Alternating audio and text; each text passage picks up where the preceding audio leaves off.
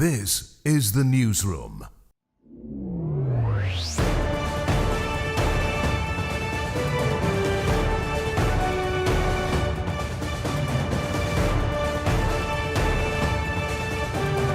This is the newsroom for today, Thursday, January 16th, 2025. We are broadcasting to you on E1, SKAR TV, NTN, and TARZEE TV in Bartica. In the headlines, Finance Minister Dr. Ashni Singh to present bold 2025 national budget, focusing on fulfilling manifesto commitments and creating new opportunities for Guyana's future. What matters most is delivering to the people of Guyana. Guyanese Parmanand Singh is extradited to face motor vehicle crime in Florida. Government pushes to reduce payment period for local petroleum contractors to 30 days. VP Jagdeo criticizes Georgetown City Council for failing to collect PNC's $6.4 billion debt amid workers' strike. And in sport, renowned athlete agent calls for structure and policy at AAG, and CPL combined digital and broadcast viewership passes 1 billion mark.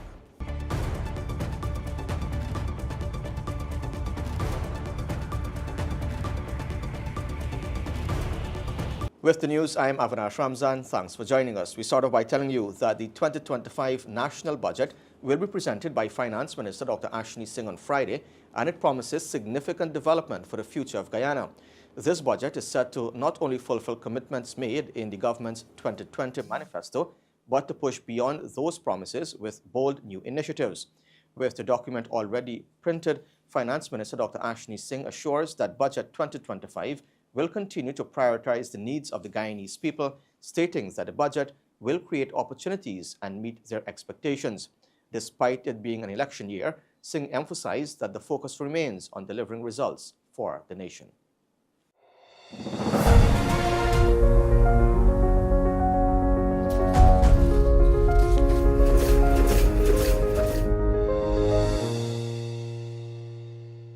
In preparation, I went back to look at your other pre-budget interviews that you did in the years past, since 2020. And what I realized is that you always spoke to the responsiveness of the budget. In the years post-COVID, we talked about providing relief to people. And then once the government settled into its program, we talked about improving lives and funding the government's big transformational projects. So that's my first question to you. What is the responsive nature of Budget 2025? The overarching frame of reference for Budget 2025 is the manifesto, on the basis of which the people of Guyana elected the People's Progressive Party, CIVIC, back into office. As a party, we take our commitments very seriously. We understand clearly that the people of Guyana have an expectation that we will deliver on those commitments, and we have been delivering on them. In fact, you would know that we've delivered almost all of our manifesto commitments, and in many areas we have in fact far exceeded the commitments that we gave in the manifesto. Right. So the first point I want to make is that the budget, like our previous budgets, is cast within the context of the manifesto, the 2020 manifesto of the PPPC. Through an unprecedented period of rapid economic growth, right, and navigating rapid economic growth, like the kind of growth that we are experiencing right now, requires very careful and responsible economic policy making. Because although high growth is a very positive thing, high growth also brings with it a number of other, I think, very evident risks, including, of course, the risk of overheating. An economy that is growing very rapidly faces a very real risk of overheating, just to give you one example. And so we have to be careful in crafting the budget to ensure that it is cast within a macroeconomic framework that will ensure continued strong real economic growth into the medium and long term, but continued strong real economic growth that is sustainable. The things that matter most to people, both in terms of the services that they get and the quality of those services, will of course continue to be a priority. And then fourthly, I would say that you hear frequently the word transformation. It's hard to speak about Guyana without hearing the word transformation or transformative. We are literally navigating a period of transformation at an unprecedented pace, and you're seeing that transformation in a very visible way. This transformation is very much underway, and Budget 2025 will contribute in a very significant way to advancing this transformation by continuing to make strategic public investments in the areas that matter most. I guess I would pull all of those together by saying that, like every other People's Progressive Party civic budget, Budget 2025 will continue to have at its very center the interests of the Guyanese people. Right. And addressing the concerns of the Guyanese people, meeting the needs and expectations of the Guyanese people, and creating opportunities for all of the Guyanese people. Right. Just to quickly recap those 4 pillars. 1, Budget 2025 is going to push the government beyond the finish line of delivering on its manifesto promise. It's also going to continue that upward trend of economic growth, respond to the needs of the people, particularly at the community level, and also advance those large infrastructural projects that we're seeing all around us, and the ones that we can't see with our eyes. Fantastic. I couldn't have said it better. Right. Well, just one more thing, because a lot of excitement and anticipation is building around the fact that this budget is an election year budget, quote unquote. I just wanted to know if that has put any unique challenge on yourself and your team in preparing the budget this year, and is that expectation or anticipation misplaced? From the very first day that we entered office, from the very first day that President Ali entered office, the 2nd of August 2020, the President and his government has been operating like election day was the day after. Right. You saw it in 2020. From day one, President Ali hit the ground running, demonstrating the urgency with which he wanted to deliver to the people of Guyana. There are many people who have said to me, we have been in campaign mode since 2020, since we started this term of office. And it's not that we've been in campaign mode. It's simply that we have always recognized, and we continue to recognize, that what matters most is delivering to the people of Guyana, delivering on the things that you've committed to deliver, right, and delivering on the expectations of the people of the country. And so from day one, we've been operating like the election was the next day. Obviously, it's an election year, but 2025 for us is a year like every other year. It's a year in which we are in a hurry to deliver to the people of Guyana. If I could continue to pick your brain a little more on Budget 2025, anything that you could tell us about taxation in this year's budget? We have implemented a number of initiatives that have been designed at improving the well-being of the Guyanese people, improving their disposable income, and improving the quality of life that they enjoy. Right. And we've done this through, like I said, multiple measures. I can certainly say definitively that Budget 2025 will see continued improvement in the well-being of the Guyanese people, including through increases in their disposable income. But I would stop short of giving more specific insights. I will say to you that work is still very much ongoing on the budget. We are still, as you know, this work continues literally until a few minutes before the budget is presented. And so we're still hard at work, but there's something in the budget for every single Guyanese citizen. There's something for every single Guyanese citizen to look forward to. And you know, it will, the budget once read, I'm sure there will be consensus that it augurs very well, not only for the well-being of the Guyanese people, but for the future of Guyana. Dr. Singh, thank you very much for your comments, sir.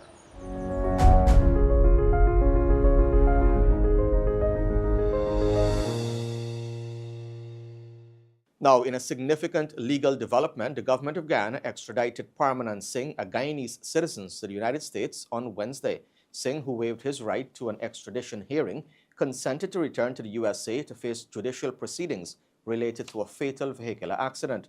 The extradition follows a formal request made by the United States government in September 2024. Singh is accused of operating a motor vehicle under the influence of alcohol, with his blood alcohol concentration exceeding the legal limit. In September 2024, Singh collided with another vehicle, resulting in the death of its sole occupant. Singh himself was injured in the crash and received medical treatment at the Broward Health Medical Center in Florida. While receiving treatment, 2 blood samples were lawfully taken from Singh. Laboratory tests revealed blood alcohol levels were well above Florida's legal limit for driving under the influence. Now, the government is working to improve the payment period for local contractors in the oil and gas sector. The Minister of Natural Resources, Vikram Bharat, revealed at a recent press conference. Minister Bharat also spoke about efforts to boost local employment at a technical level in the petroleum sector. Local content is a work in progress, and there will be challenges. And that's why we have a competent person, Martin and his team, to deal with those challenges.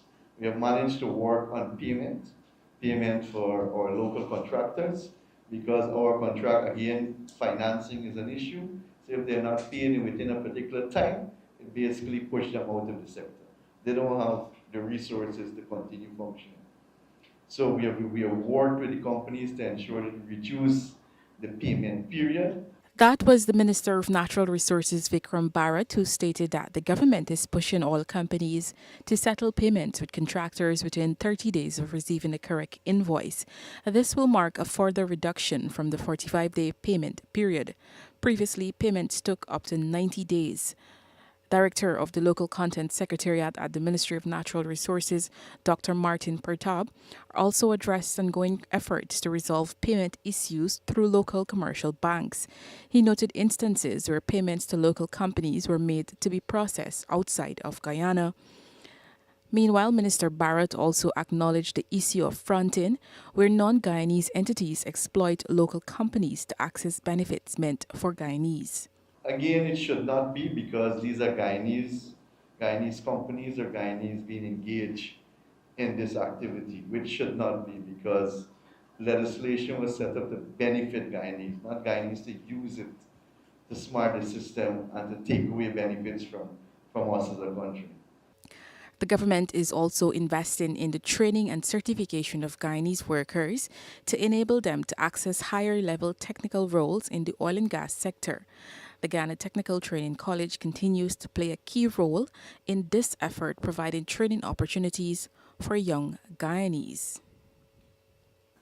Yes, we can boast that we have over 6,500 Guyanese working in the oil and gas sector, but we want to be comfortable to say that these Guyanese are working in technical areas as well, and they are not just laborers or cleaners or helpers on FPSO or drill ships, but they are technical officers and engineers on those drill ships and FPSO.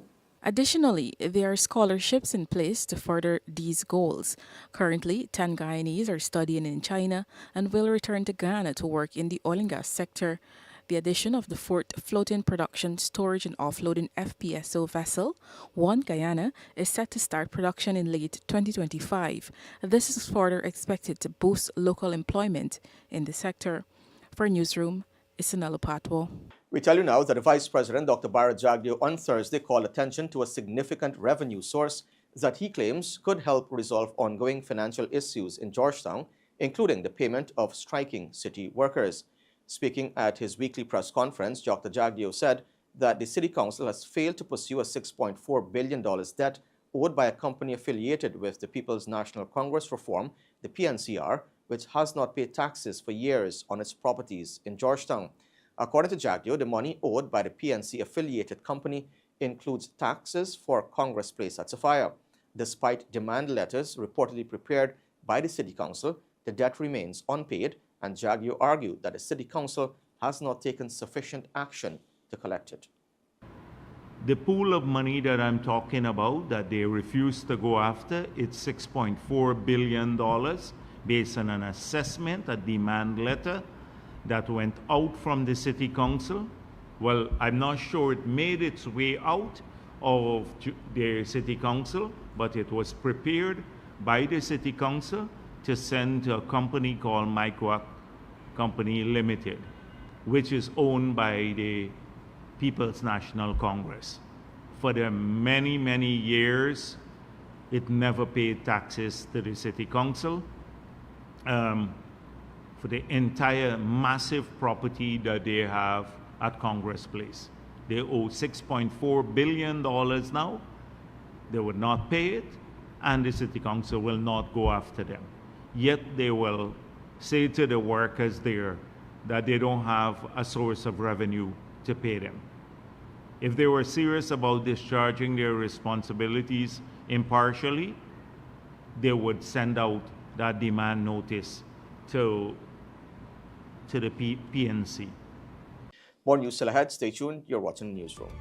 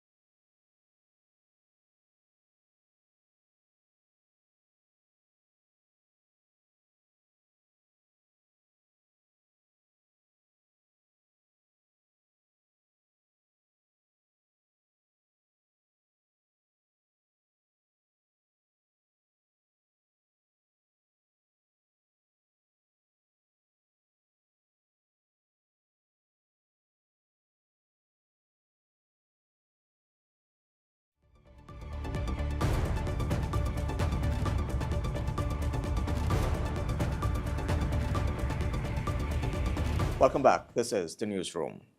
Vice President Dr. Jagdeo has criticized the opposition APNU AFC for what he described as their desperation ahead of upcoming elections, claiming their arguments and political tactics are increasingly driven by racial narratives and unfounded claims. At a press conference on Thursday, Jagdeo dismissed claims from the opposition that the Indo-Guyanese population in the country is declining, which they argue could result in the People's Progressive Party Civic losing the next election. He stated that the opposition has been making similar claims for decades, yet the PPPC continues to win despite a supposed demographic shift. That should be addressing the growing number of new political parties forming in the lead-up to the elections. Dr. Jagdeo labeled them zero parties, criticizing the ease with which new parties can be registered in Guyana. But they kept doing the ethnic count. Every single year I've been in politics, from every election in the past, that they will win because the Indo-Guyanese population is declining. And the elections come and they don't. And then we win the elections because of our politics, which caters for all the people of the country. And they're at it again. Oh, the census is not coming out to show the Indo-Guyanese population is declining. You know, they started it again. It's a racial politics. They can't move away from it. And they're going to be disappointed again.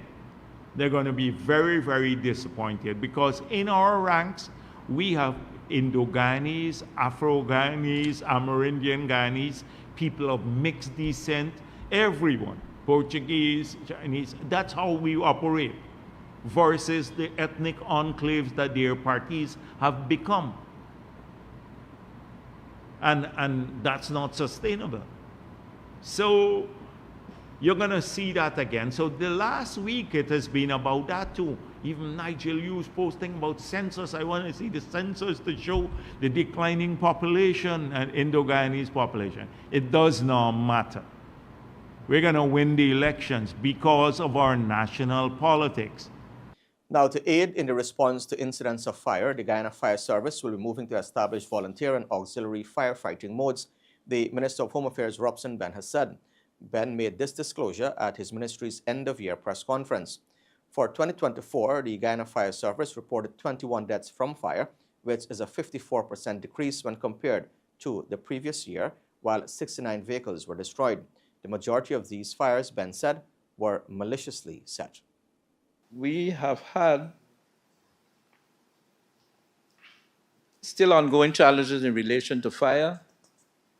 We have experienced very dry season last year, really for the last 2 years following. We still have a trend of malicious setting of fires, and which we're seeing now. We have to identify clearly the arson attempts or occurrence of arson that we, of course, in response to the challenges we had on all over the country, on the coast in relation to wildfires. California is having its own experience now, tragically. But for us, while there has been a reduction in loss of life, we've had 21 deaths in relation to fire for 2024, which is a 54% decrease over the previous year, and the previous year, 2023, was a major tragedy. But we see that the response has to be countrywide, where people are living. We've had a lot of loss of farmlands and forestry lands in the grass fires on the coast and in the Rupununi savannas around Karasaba and Mokomoka and going up on the escarpment. And beyond the loss of life otherwise, the response has been to, of course, bringing in the 40 new units with auxiliary manning to be accomplished, which was recently done at the Guyana Fire Service headquarters. Here, and the auxiliary firefighting modes will be established with that. For most house fires, we point to the lack of fire prevention awareness. We support the issuance, and we intend to give out a number of smoke and fire alarms. And there's a discussion ongoing in respect of fireballs and getting people to use fireballs and be aware of its use. But the biggest thing is awareness. The biggest thing is awareness, and this is why the Guyana Fire Service has been out and about doing its awareness lectures and interventions and demonstrations at schools and facilities and other places. Now, the Obstetrics and Gynecology Department of the Georgetown Public Hospital Corporation said it is proud of its work in 2024 as it again saw dozens of near misses, meaning that the department was able to save the lives of a number of women. Consultant Dr. Radha Sukraj disclosed recently that the department saw 79 near misses and that this was testament to the improvement of healthcare provided in various sections of the hospital. That there were 79 near misses. This meant that 79 women were saved from being demised. So our intervention and our improved healthcare and the dedication of all our staff in the department, from nursing to doctors, and the involvement of all the departments have helped us had 79 near misses in 2024. There was a higher number in 2023 of 303 patients. However, this also highlighted our impact in our antenatal care, interpartum care, and postpartum period. Patients are seeking assistance earlier to our departments and to the different regional hospitals, and referral are being done in a timely manner to our high-risk center at GPHC. Each woman that has walked away from a life-threatening situation, as I mentioned, a maternal near miss, is a testament of our skill and compassion at the OBGYN department. So for 2024, the Obstetrics and Gynecology Department, we are proud of our milestones we made, which actually demonstrate our hard work and the dedication. It shows us our commitment to provide the highest care for women in Guyana. So our highlights are, number one is a reduction in maternal death.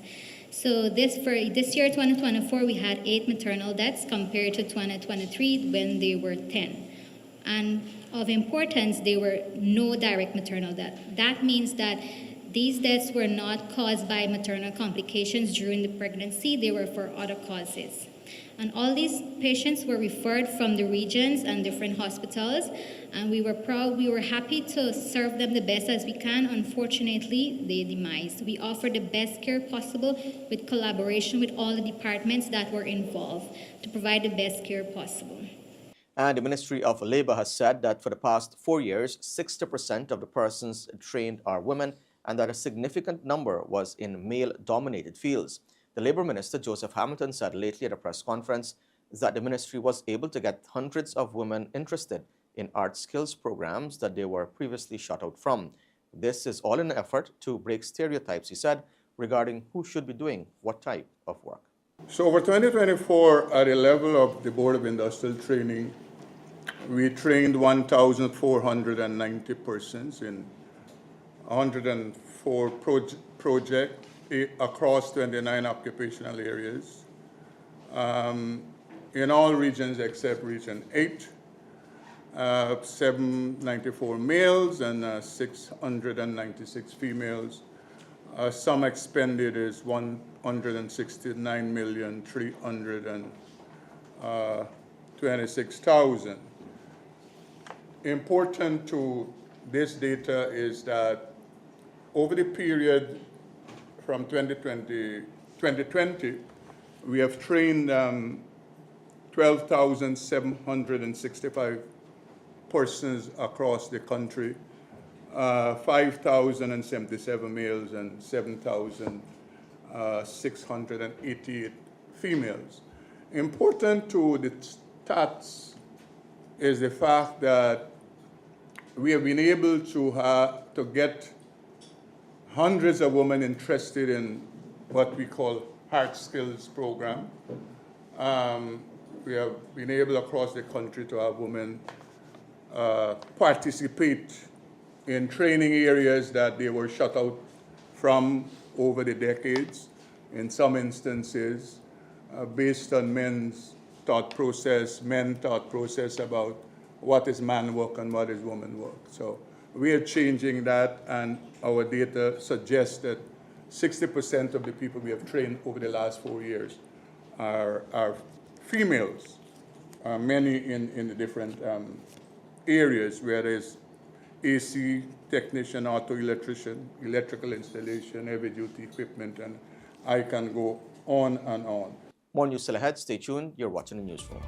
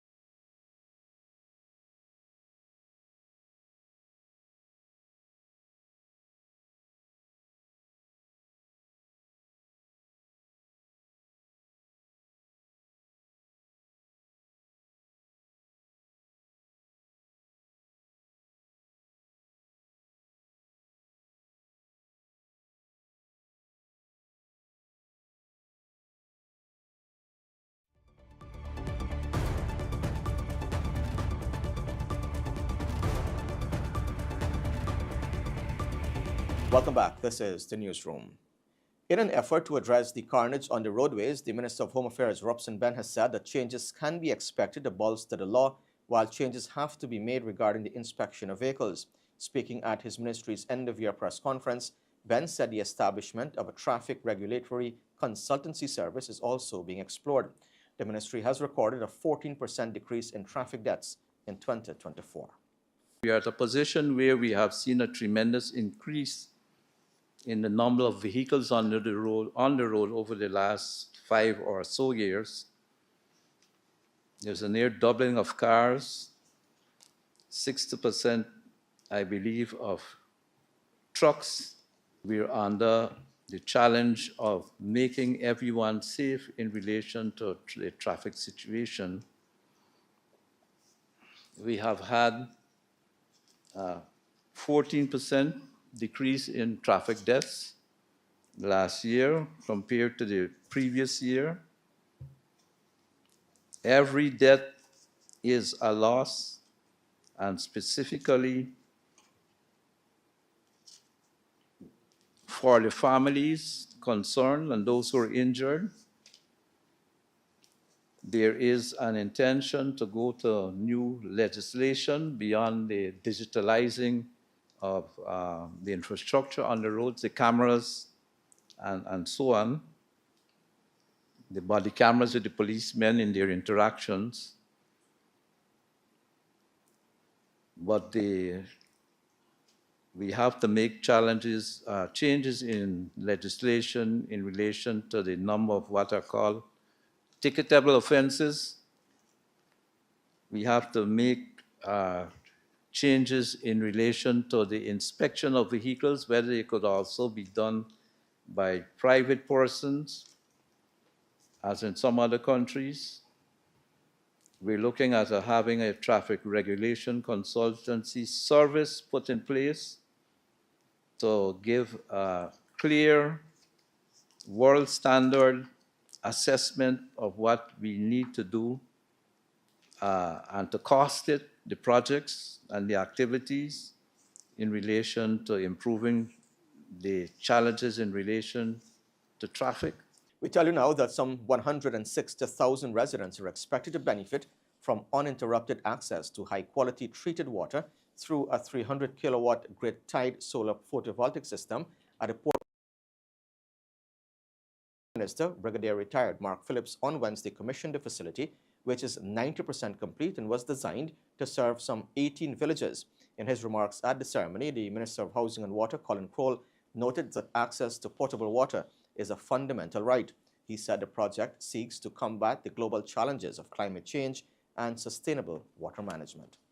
The commissioning of this facility signals another step forward for our government's commitment to improving the provision of safe, clean, and reliable water across our nation, while at the same time mindful of the effects of climate change and taking action to reduce our carbon footprint by, as in the example here, by using solar energy.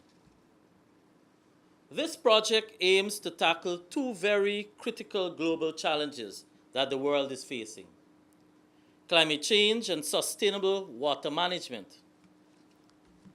Access to potable water is not merely a basic necessity. It's a fundamental right and an essential pillar for national development. As a low-lying coastal nation, we are vulnerable to the impacts of climate change, and therefore, Guyana has vested interests in ensuring that we do the very best to reduce carbon emissions. This project demonstrates our unwavering dedication to creating modernized, sustainable infrastructure that is both environmentally responsible and cost-effective. By incorporating renewable energy through this 300-kilowatt PV system, we are not only significantly reducing the plant's operational costs, as highlighted by our CEO, but we are also contributing to Guyana's broader commitment to reducing carbon emissions and promoting clean energy. This aligns with our low carbon development strategy, our revised LCDS 2030, a vision to achieve national development while protecting the environment. The Minister of Natural Resources, Vikram Bharat, recently revealed at a press conference that the government has received 5 proposals to operate the Karuni mine, which was previously managed by Troy Resources. In October 2023, the government announced the termination of its agreement with the Australian company Troy Resources and revoked its mining license in the country. We've been engaging a number of investors. I want to say that yes, we have maybe, I think it's about five or six proposals that were submitted by local and international companies that we're looking at right now. AG office is completing the process of the total acquisition, but at some point in time soon we will make a decision with regards to the proposals that we would have received.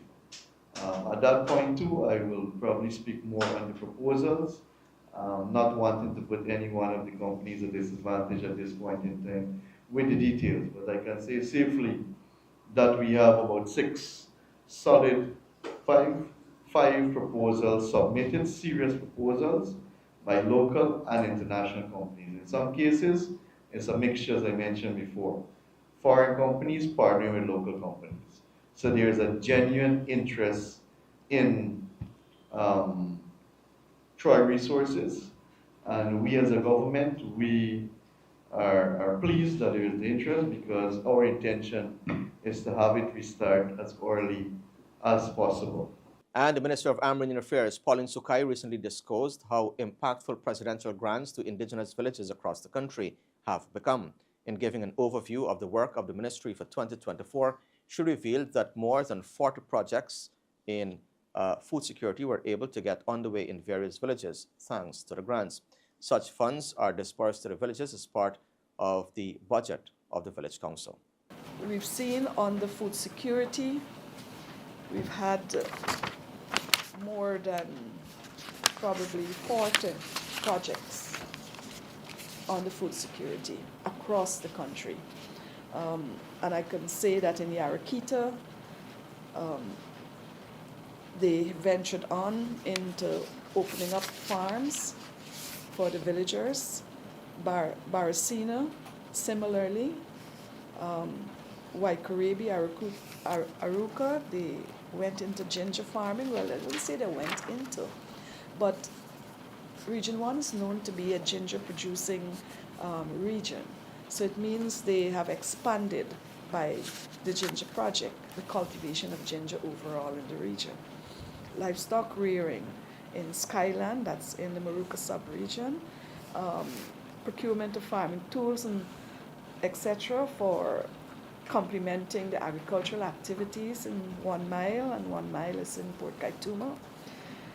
Poultry rearing in Mooracamp. Parmakatoy ventured out into cattle rearing. Bamboo Creek into village farms. Quarry into cattle rearing. Ruperty into cattle rearing. Sawariwau sheep rearing. And the list goes on. When the newsroom returns, the financial, weather, and bridge reports along with sport. Stay tuned.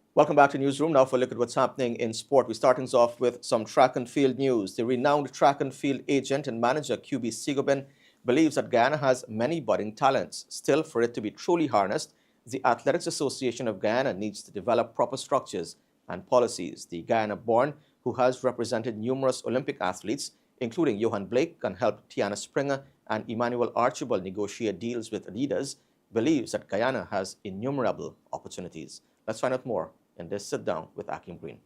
Given what you just mentioned, there's such a fabulous score. There's some seniors.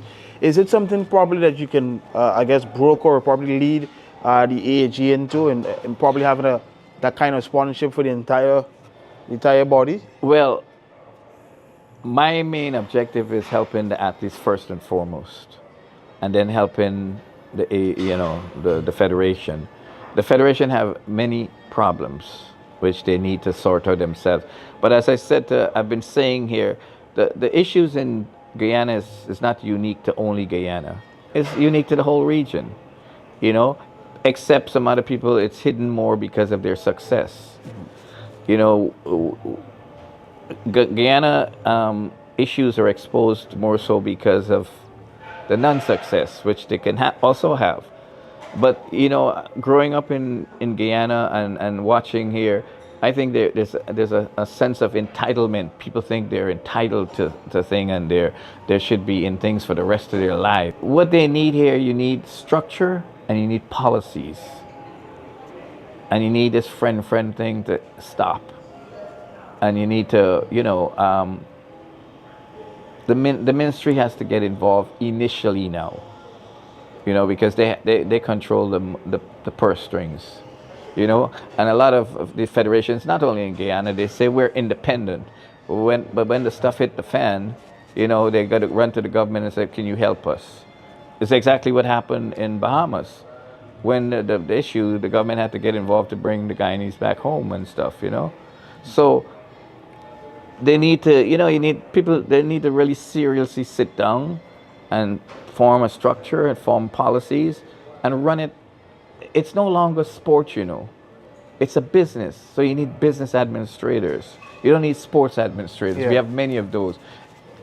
Sport is a business now, a big business. It's $1 billion business. So you need people who understand administration and business administration, not sports administration. We have many, you and I can be sports administrators background who is going to do things, and bring deals to the table. I mean, if I was living in Guyana, I mean, it's a no-brainer for me. But do you believe if the AAG certainly gets their house in order, and we have seen, I guess, in the last couple of weeks, a lot of dirty laundry, as you would say, has been aired. In the last couple of days. If they do get it in order, there is potential that some big deals Very will come much so. Guyana's way? Oh, very much so. You got to remember, you walk around where we are right now, everybody's coming to Guyana because of our oil. They used to come because of our bauxite, because of our diamonds, because of our gold, because of our sugar, I mean, this place is a whole different place than I know it, even from '97.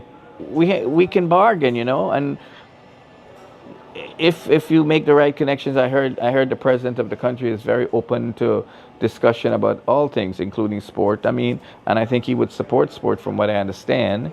And the minister of sport, who I met yesterday, he's very open to ideas and stuff, Cricket news now. The Republic Bank Caribbean Premier League's combined digital and broadcast viewership has gone past the billion mark for the very first time. The total combined viewership figure for 2024 was 1.13 billion, an increase of 32% from the 2023 figure. The tournament has seen improved viewership in India, the Caribbean and USA, as well as a significant increase across CPL's social media channels. These figures have further cemented the CPL's position as one of the most watched cricket tournaments around the world. The tournament was seen globally with key broadcasting deals in the Caribbean, India, Middle East, UK, USA, Canada, New Zealand and South Africa, and was streamed on the CPL's YouTube and Facebook pages in all other territories. The 2024 tournament saw 34 matches taking place in 6 countries, with games in Antigua, Barbados, Guyana, St. Kitts, St. Lucia and Trinidad. The 2024 winners were the St. Lucia Kings, who claimed their maiden CPL title at the Guyana National Stadium, Providence. CEO of the CPL, Pete Russell, was understandably elated with the success of the tournament. He said, and I quote, "This is a huge moment for the CPL. Reaching a total viewership figure of over 1 billion has been a long-term target for a number of years. To get to a figure of 1.13 billion highlights the appeal of CPL across the Caribbean and around the world. The continued growth and interest in the CPL is extremely pleasing, and we are looking forward to using these amazing results as a springboard for further success in 2025 and beyond." End quote. Meanwhile, the 2025 Republic Bank Caribbean Premier League will take place from Thursday, August 14th to Sunday, September 21st. This window has been agreed between CPL and Cricket West Indies, and once again there will be no clash with West Indies international matches. The 6 franchises will compete across 34 matches to decide who will claim the 2025 CPL title, with the finals set for Guyana for a 4th year in succession. A hectic schedule meant that the Guyana Cricket Board was unable to ideally host the senior intercounty 4-day tournament before the upcoming West Indies 4-day championship. According to Cricket Operations Manager of the board, Anthony Danrad, systems will be in place in the future, given there is now a set timeline for the regional championship. He noted, though, that the Guyana Harpy Eagles are still best prepared for their title defense from January 29th. January 29 is going to be the start of the regional 4-day season, the 2025 regional 4-day season, and the Guyana Harpy Eagles, they're back home at their fortress, many may say, the Guyana National Stadium here at Providence. With me to discuss a regional 4-day returning to Guyana, keep in mind that in 2024, no matches were held in Guyana. Cricket Operations Manager at the Guyana Cricket Board. Anthony, how much logistics have the GCB been putting in place, not just with the Harpy Eagles training, but also holistically working with the other stakeholders to ensure that whenever cricket returns to Guyana on the 29th of January, all systems are good to go. Yeah, I think good afternoon, Akim. Preparation has started since December actually, when the fixture was confirmed that we were going to host those 4 of the 7 matches here in Guyana. So we started obviously with acquiring the permission from the ministry to get the stadium for the preparation for the national team. We have 2 matches here, the second one currently on the road. Yeah, you talk about preparation for the national team. I must ask a lot of persons, I've been asking myself as well, no 4-day inter-county cricket in the lead up to this 4-day championship. Let's kind of shed some light as to why that may not have happened as yet. Well, obviously with the schedule we had last year with the Global Super League being part of that, or being introduced to the schedule, it put a strain on us on the time, and then obviously in December we had a lot of rain, so it left us with no choice just to play these 2 preparation matches. Yeah, but probably going forward, given that I think for the last couple of seasons, this January to April has become the norm now for 4-day cricket. In the future, we could see the return of inter-county before these championships be held. Definitely we want to have senior inter-county 4-day cricket being played, because it will give a lot more players the opportunity, to stake a claim for the regional 4-day. Yeah, and this also about in terms of from your end, I guess, the readiness of the Harpy Eagles to be back at home, and also to start on a winning note. Yeah, I think preparation has been it's on par with what we want to do. When you speak to the coaches and the plan and the schedule that we had over the past 3 months, obviously that was coming off from the Super 50, which ended in November. We had a period where we give them some time off, and then we started looking at strength and conditioning work in preparation for this, and now we head into the actual cricket. So we're very confident with the preparation of the team, and I'm very confident that over the past few years we've not had this type of weather early in January. So I think we're blessed now this year with this weather here, and we're able to have 2 uninterrupted matches. Yeah, and just on that, these matches, look, Anthony, I know for this one, some senior guys are away due to some West Indies duties, etc., in Antigua at current, but I guess a lot of youngsters have been, pushed into the system. I guess curious to shed some light on the kind of the systems that the board is going to be wanting to put into place to ensure that, whenever they're called for whether to be first class or let's say duties, they're best prepared. Yeah, what the selection panel was looking at this year is obviously expanding the pool, and not just have those senior or seasoned players involved in the training. So they would have included some youngsters, some under 19 players, as well as some players that we've had in the system over the past few years as emerging players. Yeah, certainly lots to look forward to from the Harpy Eagles standpoint in the future, with some youngsters putting up their hand with some decent performances over the course of these 2 practice matches. But just a reminder, January 29th, that's going to be start of the 2025 regional 4-day season, and the Guyana Harpy Eagles are back at home, and they will be against Barbados Pride. Reporting from the National Stadium, Martin Green. Still in cricket, following a highly competitive inter-association under-15 competition last November, the Demerara Cricket Board, DCB, has named a strong Demerara squad to compete in the upcoming Guyana Cricket Board's Inter-County 50-over tournament. The squad will be led by the left-arm spinner Brandon Henry, who was at the helm of Georgetown, who played unbeaten to win the inter-association title. The squad reads Brandon Henry captain, Patrice Fraser the vice-captain, Kush Sigobin, Lomar Sicharan, Nathan Bishop, Riaz Latif, Makai Dowlin, Shahid Ramzan, Vinesh Kalpu, Akim Prasad, Afraz Khan, Joshua Bollers, Joshua Corlett, and Thierry Davis. The Demerara selectors have also named 5 standby players: Jermaine Grosvenor, Shomar Boyer, Suraf Prasad, Joshua Williams, and Mikkel Johnson. In preparation for the inter-county competition, the Demerara team will face an East Coast under 17 squad on Sunday, January 19th at the LBI ground East Coast Demerara, starting at 9:30. And Guyanese Gudakesh Moti, Kevin Sinclair, and Tevin Imlak are in contention for a spot in the West Indies playing 11 for the first test against Pakistan starting Friday morning in Multan. Captain Craig Braffett announced on Thursday that a 15-man squad has been narrowed down to 12, with the uncapped wicketkeeper Amir Jangu also in with a chance of a Test debut. The last series between the two sides in the Caribbean in 2021 was drawn 1-1, but West Indies have not won a Test in Pakistan since 1990. That is a stat Brafitt and his charges are looking to change, but they will be up against a heavy diet of spin in conducive conditions in Multan. Well, we have a 12-man squad, so I'll just give the guys that are out. Kimar Roach, he's not feeling well, so he's out for this game. Joshua Da Silva, he's out as well. And Anderson Phillips, he's out. So we have a 12-man squad, and obviously tomorrow we'll make the decision on the final 11. I'm fully confident in this team to face any bowlers around the world. And it starts within.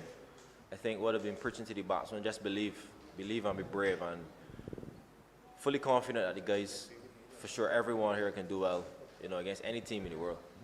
Yeah, I think this series is very important for us.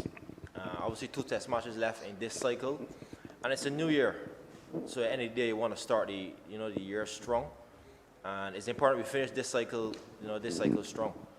That is our focus. We won that series in Bangladesh, and it's similar conditions. A lot you could use from the different experiences you went, but at the end of the day, that's history. It's gone. And the main thing for especially the batters is being brave, trusting your plans, believing in them, and do them. Bowling wise, it never really changes in Test match cricket. You always got to be disciplined and build pressure with dot balls, and that's very important here in the subcontinent. And yeah, we look forward to doing that. And with that, we've come to the end of the news for this evening. Of course, you can find updates on these and other stories on our website, newsroom.gy, and all social media platforms. On behalf of the entire team, I'm Avinash Ramzan. Thanks for watching. Be safe. See you next time.